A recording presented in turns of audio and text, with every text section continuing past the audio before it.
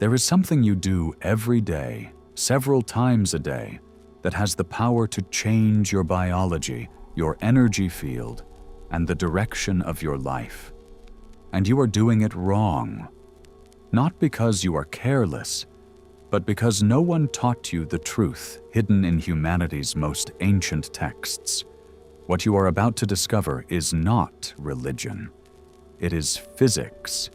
It is biblical history. And it is the most silent weapon in existence for transforming your reality. But before we get there, I need you to ask yourself an uncomfortable question. How many times in your life have you felt that something isn't flowing? That no matter how hard you work, no matter how much you try, there is a kind of invisible resistance holding everything back, as if the universe were blocking you for no apparent reason. It's as if you were the exception for whom good things do not come easily. That feeling you have is not a metaphor. It isn't anxiety. It isn't bad luck.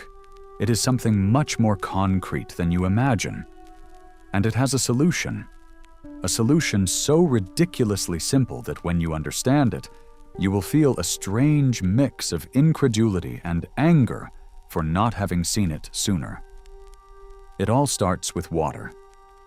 And not with water in a poetic sense. With real water. With the glass on your nightstand. With the bottle you open in the morning without thinking. With the liquid that constitutes 70% of your body, and that you are treating as if it were a simple, valueless resource. Let's look at the facts. And the facts are disturbing. In 1994, the Japanese scientist Masaru Emoto began one of the most controversial and fascinating experiments in modern history. He took water samples and exposed them to different stimuli, written words, music, thoughts, emotions. Then he froze those samples and photographed their crystals through a microscope. What he obtained was something that conventional science took decades to look at head-on. Water exposed to words like love, gratitude, or peace formed symmetrical, perfect crystals of a beauty almost impossible to describe. Water exposed to words like hate, fear, or void formed chaotic, broken, deformed structures. The same liquid, similar external conditions.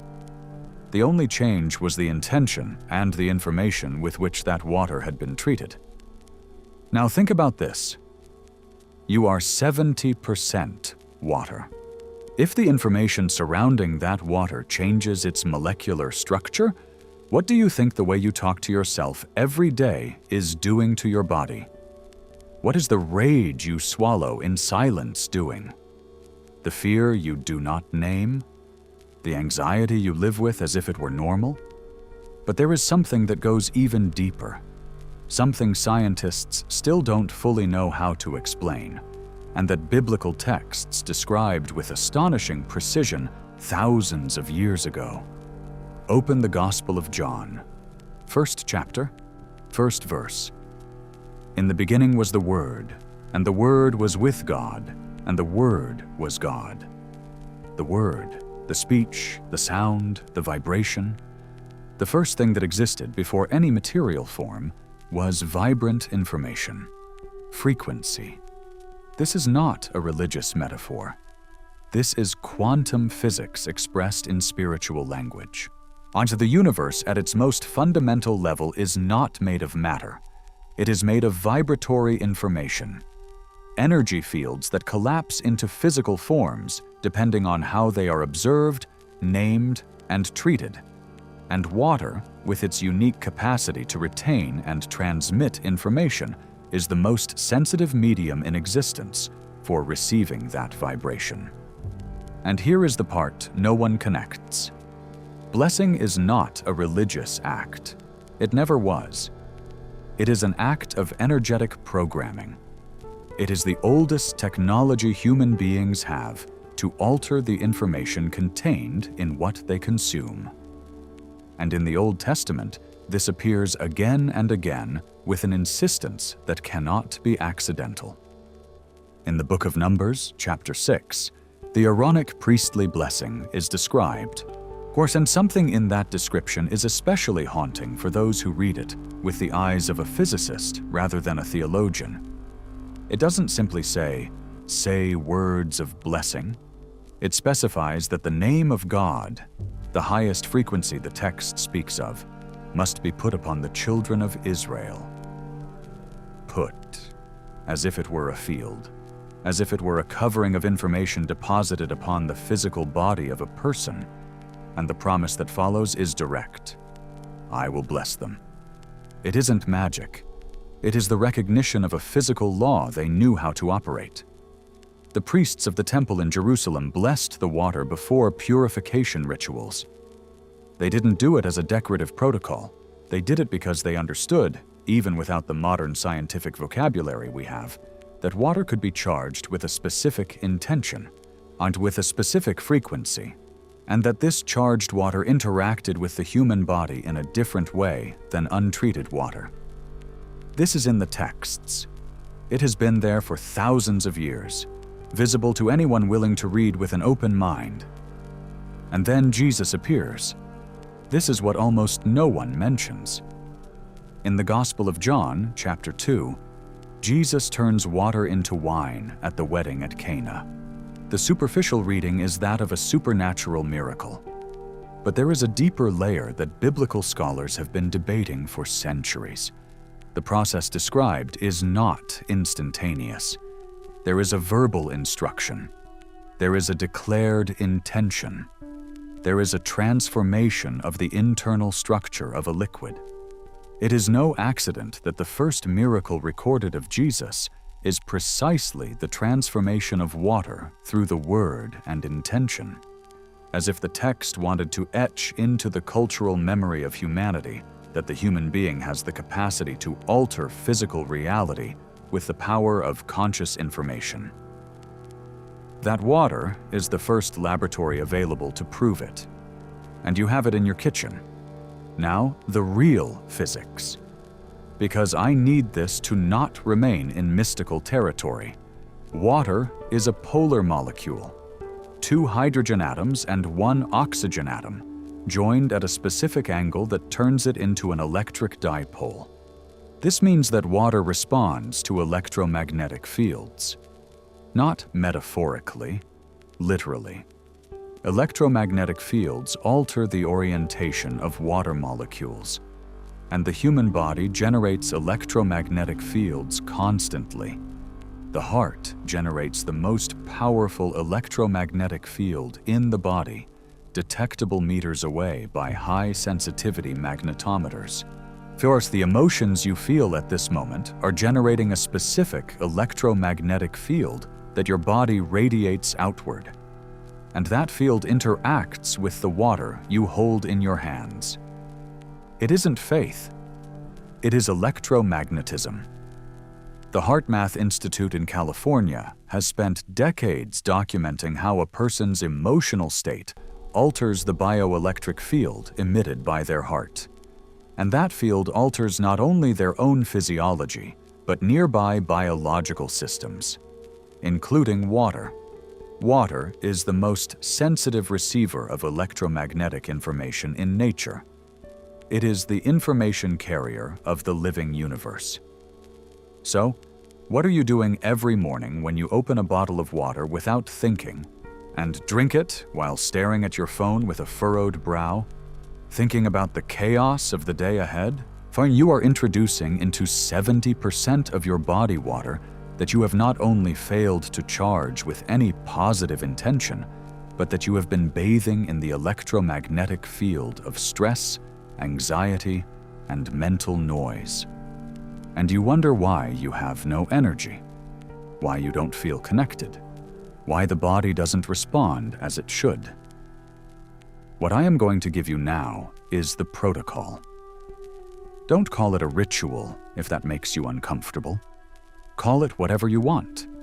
Call it an electromagnetic coherence protocol if you need it to sound scientific. Call it a blessing if you resonate with the biblical. The important thing is that you do it. Before drinking any liquid, hold the container with both hands. Both, because the hands are the most active terminals of the human body's electric field. Close your eyes for 10 seconds. Just 10. But bring your attention to the inside of your chest, to the area of the heart. Evoke an emotion of genuine gratitude. Do not fake it. Look for something real, something small for which you are sincerely grateful in this moment. It can be as small as the fact of having clean water available, which, statistically, is already a privilege that millions of people in the world do not have. When you feel that emotion in your chest, even if it is just a flash of it, internally or in a low voice, declare a phrase of intention. It can be as simple as, "This water nourishes me, cleanses me, and elevates me." Then, drink. That is all. That is what the temple priests did before rituals. That is what the great spiritual masters of all cultures have practiced in different ways, but with the same underlying principle. That is what Emoto documented in his experiments. That is what heart math confirms from the physics of the cardiac field.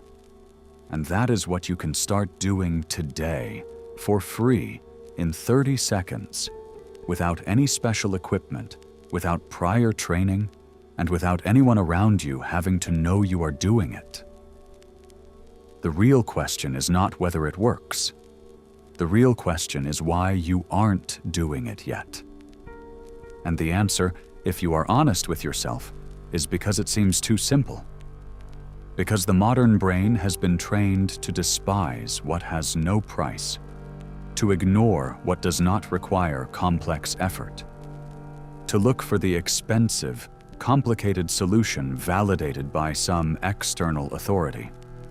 And meanwhile, as the oldest and most powerful technology for transforming your internal field has been waiting for thousands of years in the most read text in human history and in the glass of water next to you, you are not giving value to things. And that is more devastating than it seems, because the value you give to something is not just an opinion. It is literally the information charge you deposit into it. When you drink water without consciousness, you don't just lose an opportunity to elevate your field.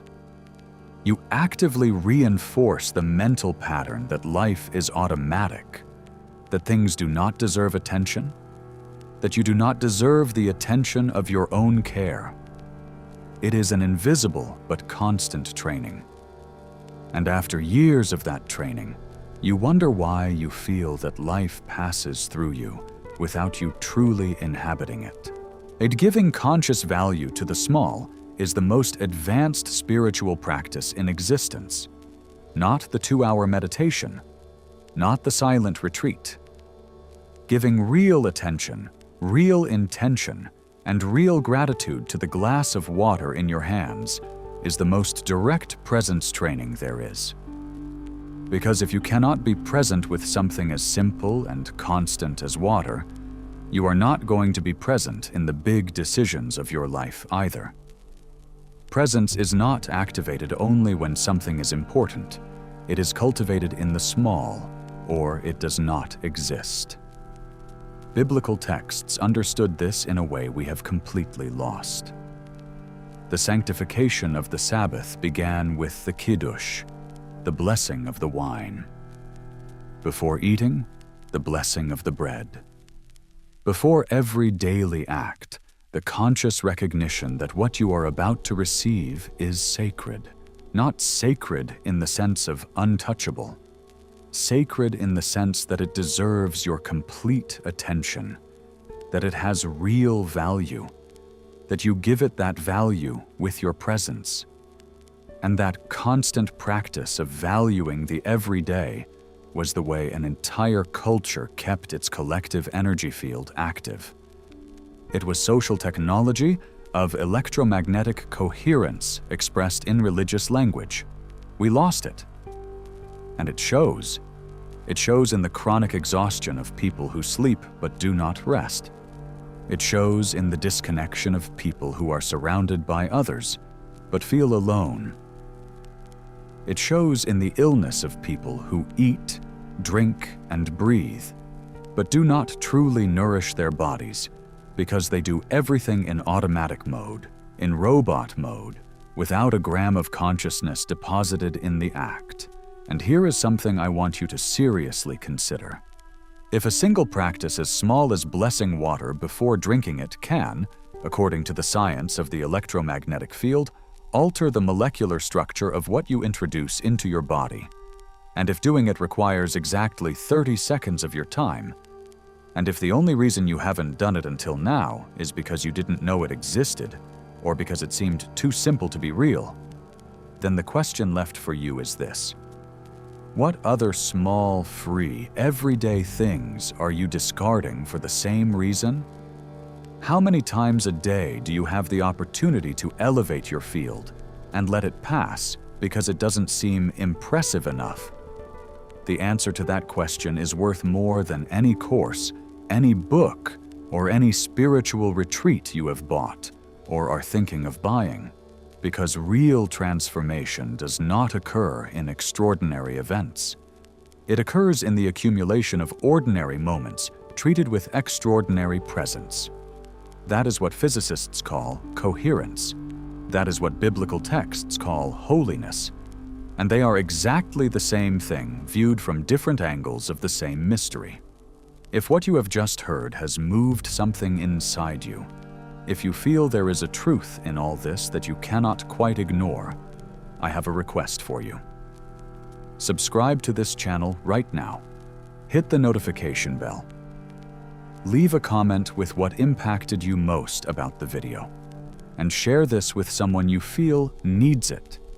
Because if you do, you aren't doing it just to help me continue creating this content. You are doing it to train in yourself exactly the principle we talked about today. The act of consciously valuing what you consider valuable. Every time you decide to share something that has nourished you, you are practicing the same principle as blessing the water. You are saying, with a concrete gesture, that this has value. And that declaration returns to you. It always returns. Because that is how the field works. And now the conclusion that changes everything. You don't need to believe in the Bible for this to work. You don't need to believe in Emoto. You don't need to believe in heart math or the physics of the cardiac field. You only need to do the experiment. You only need to commit to holding your glass of water for 10 seconds before drinking it for the next 7 days with a genuine intention, and then observe. Not what you think should happen, not what they told you has to happen. Simply observe. Your body is the laboratory. The water is the reagent. And you are the scientist. The most advanced technology to transform your life is not in any device. It isn't on any platform. It isn't in any master you have to pay. It is in the recognition that everything you receive deserves an instant of your conscious presence. That the act of valuing what you have in your hands before consuming it is the most powerful gesture of personal sovereignty in existence. And that humanity's oldest texts were not talking about magic. They were talking about this. They were talking about the fact that you, with your field, with your intention, with your presence, have the capacity to alter the reality surrounding you, starting with the most basic of all, starting with the water. Do it tomorrow morning, before the day absorbs you, before the phone steals your presence. 30 seconds, on both hands on the glass. The heart active, the intention clear, and drink. You won't feel the difference in a day. You will feel it in the pattern. And when you feel it, you are going to understand why this video existed.